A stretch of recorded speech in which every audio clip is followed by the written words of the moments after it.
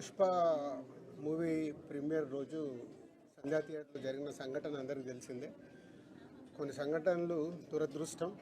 అలా ఆ రోజు జరిగిన సంఘటనలో భాస్కర్ వైఫ్ రేవతి గారు చనిపోవడం, శ్రీతేజ్ హాస్పిటలైజ్ అవ్వడం, సో ఇవన్నీ మనకు తెలిసిందే. సో ఇలాంటి సినిమా ఇండస్ట్రీలో అప్పుడప్పుడు ఇలాంటివి రేర్గా చూస్తూ ఉంటాం, రేర్ కేసెస్లో.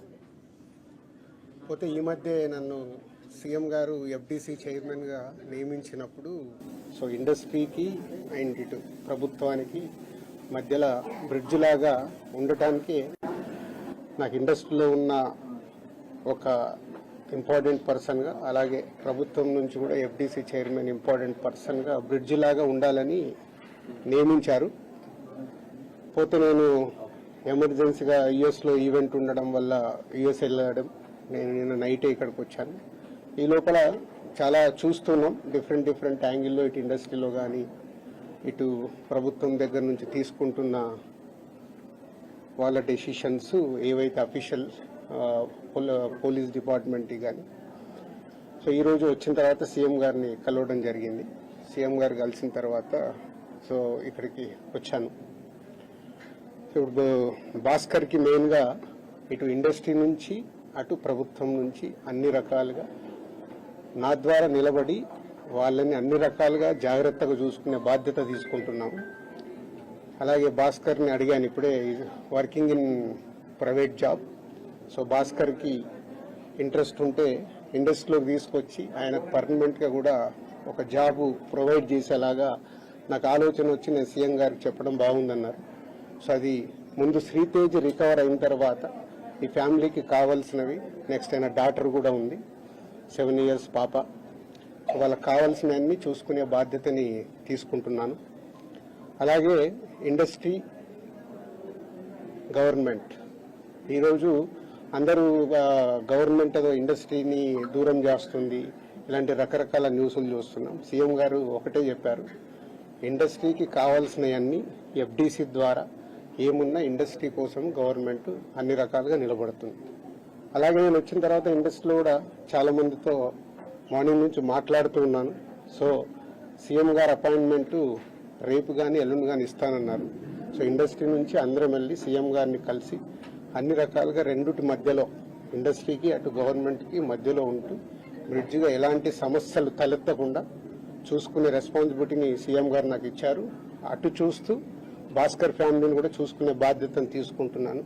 సో భగవంతుడి దయ వల్ల శ్రీతేజ్ తొందరగా రికవర్ అయ్యి మామూలు మనిషి అవుతాడని ఆశిస్తూ సెలవు చేసుకుంటాను. చాలా ఇంప్రూవ్మెంట్ ఉందని ఇప్పుడే డాక్టర్ చెప్పారు. 2 days అయిందంట వెంటిలేటర్ తీసేసి. వెంటిలేటర్ తీసిన తర్వాత రికవర్ అవుతున్నాడు.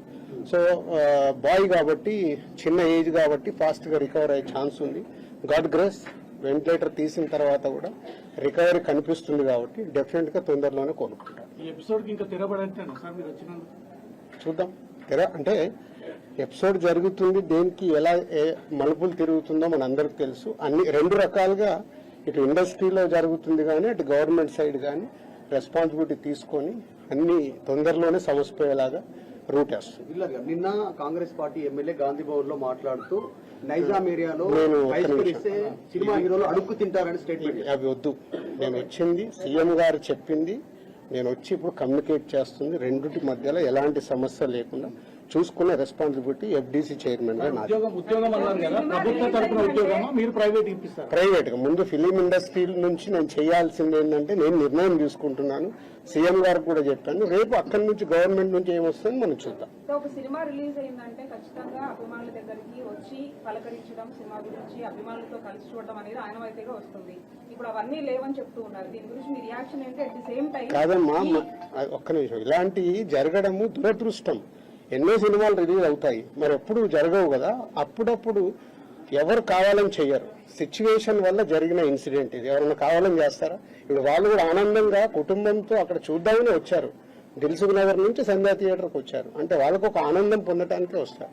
దురదృష్టం ఇలాంటి సంఘటన జరగడం. ఇలాంటి సంఘటన చెయ్యాలని ఎవరు చేయరు, జరిగింది కాబట్టి దీనికి అన్ని రకాలుగా చూసుకొని చేయాల్సిన బాధ్యత పౌరులుగా మా పైన ఉంది, అలాగే మీడియా పైన కూడా ఉంది. మనందరికీ రెస్పాన్సిబిలిటీ ఉంది. దీన్ని మనము మీ సైడ్ నుంచి కూడా రెస్పాన్సిబిలిటీ ఏంటి, కరెక్ట్గా చూపించిందే పైసాలు చూపించి పైసార్లు వేసి జనాలకు కాకుండా జాగ్రత్త. ఇప్పుడు నేను మాట్లాడాను, దీంట్లో ఉన్న మంచిది జనాల దగ్గరకు తీసుకెళ్లి సొసైటీకి ఉపయోగపడేలాగా చేయాలి. సరే, ఇప్పుడు మీరు చెప్పినారు ప్రభుత్వానికి ఇండస్ట్రీ మధ్య బ్రిడ్జ్ లాగా మీరు పనిచేయబోతున్నారని. సీఎం చెప్పిన మాటలకి అల్లు అర్జున్ కౌంటర్ గా ప్రెస్ మీట్ పెట్టి అవన్నీ కమెంట్ చేసినారు, మీరు చూసే ఉంటారు. అట్లా కాదు, ఫాల్స్ గా చెప్తున్నారు అని. దాన్ని మీ అబ్జర్వేషన్. నేను అదే కదా రాత్రి వచ్చాను, వచ్చి ఇప్పుడు సీఎం గారిని కలిశాను. సీఎం గారు చెప్పాల్సింది మీకు చెప్పాను. తర్వాత అల్లు అర్జున్ కూడా కలుస్తాను, ఇండస్ట్రీలో ఇంపార్టెంట్ పర్సన్ గా. కలిసిన తర్వాత అవి కూడా చెప్పి సమన్వయం చేస్తాను. అదే నా డ్యూటీ. అనిపిస్తుందా సార్ అల్లు అర్జున్ చేసిన నేను మాట్లాడతాను, నేను కలిసిన తర్వాత మాట్లాడతాను. మీకు అదే మళ్ళీ నన్ను కూడా కాంట్రవర్షియల్ క్వశ్చన్ వేసి తీసుకురావద్దు. నేను ఇంకా కలవలేదు, కలిసిన తర్వాత మాట్లాడతాను. ఇప్పుడు సీఎం గారి పాయింట్ ఆఫ్ లో మొత్తం విన్నాను, అన్ని చెప్పాను. ఆయన పాయింట్ ఆఫ్ లో విన్న తర్వాత నెక్స్ట్ ప్రెస్ మీట్ లో మాట్లాడతాను. నాకు ముందు కావాల్సింది ఏంటంటే మనందరికి కావాల్సింది ఏంటి, సీఎం గవర్నమెంట్ గా లేక అల్లు అర్జున్ గా కాదు, ఈయనకి ఏం సపోర్ట్ చేస్తున్నాం, ఈయన ఫ్యామిలీని ఎలా కాపాడుతున్నాం అనేది మన అందరి రెస్పాన్సిబిలిటీ. దాని మీద ఫోకస్ చేద్దాం. ఈ ఎస్ ఫైనాన్షియల్ గా అన్ని రకాలుగా భాస్కర్ కి నిలబడబోతున్నాం. అది నేను లీడ్ చేస్తున్నాను. నేనే పక్క నుండి నేను అన్ని చేయిస్తాను. అది చెప్పడానికే సీఎం గారు చెప్పమన్నారు. హీరో ద్వారా కూడా మనకు జరగాల్సింది డెఫినెట్ గా జరుగుతుంది. లాజికల్ గా టెక్నికల్ గా జరగాల్సిన అయిపోయిన తర్వాత భాస్కర్ కి అందరం పక్కన నిలబడి కాపాడుకునే బాధ్యత మాది. ఎందుకంటే ఇప్పుడు ఈ రోజు బాబుకి అయ్యే ఎక్స్పెన్సెస్ కావచ్చు, లాజికల్ గా టెక్నికల్ గా జరగాల్సిన అన్ని అయిపోయిన తర్వాత భాస్కర్ కి అందరం పక్కన నిలబడి కాపాడుకునే బాధ్యత మాది. ఎందుకంటే ఇప్పుడు ఈ రోజు బాబుకి అయ్యే ఎక్స్పెన్సెస్ కావచ్చు, పిల్లగాన్ని చదివియాలి, పాపం చదివియాలి, ఆయనకున్న చిన్న ఉద్యోగము, ఫ్యామిలీని కాపాడుకుంటూ ఆయన చేయాల్సిన బాధ్యత ఉంది. కాబట్టి ఆయనకు అందరం మేము అండగా నిలబడి చేస్తాం.